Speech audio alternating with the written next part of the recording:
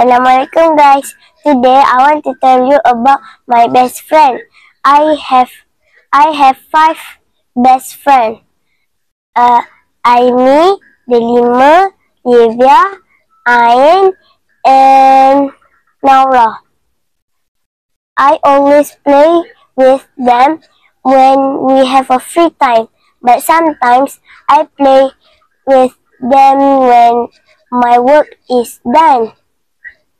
I always play like drawing matching, badminton, uh, uh,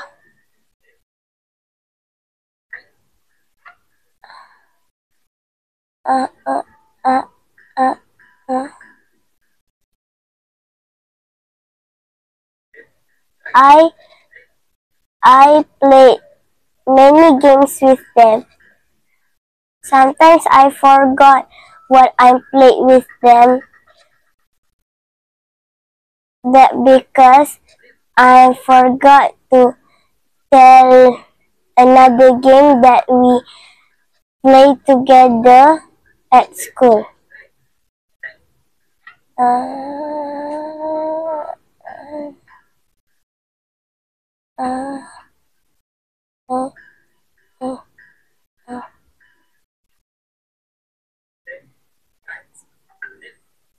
Dah lah kan.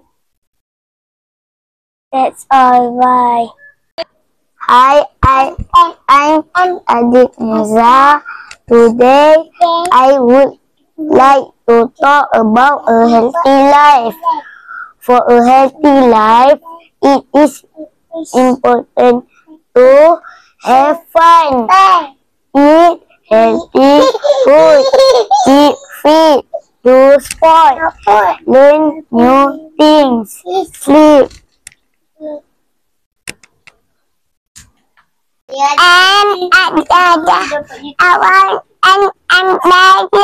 Cakap hi. I'm Hana. How are you?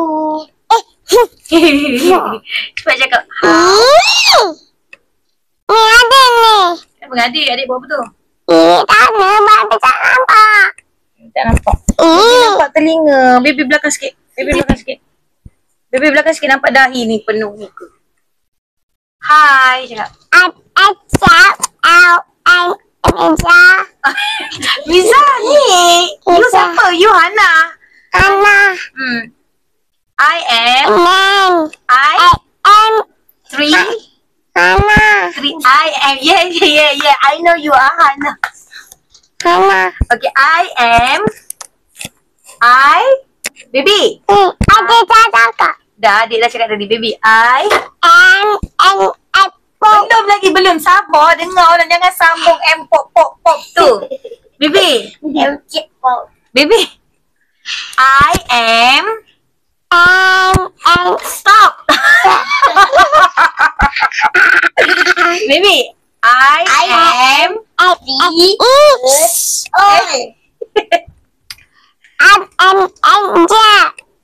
Yeah, I am 3 years old.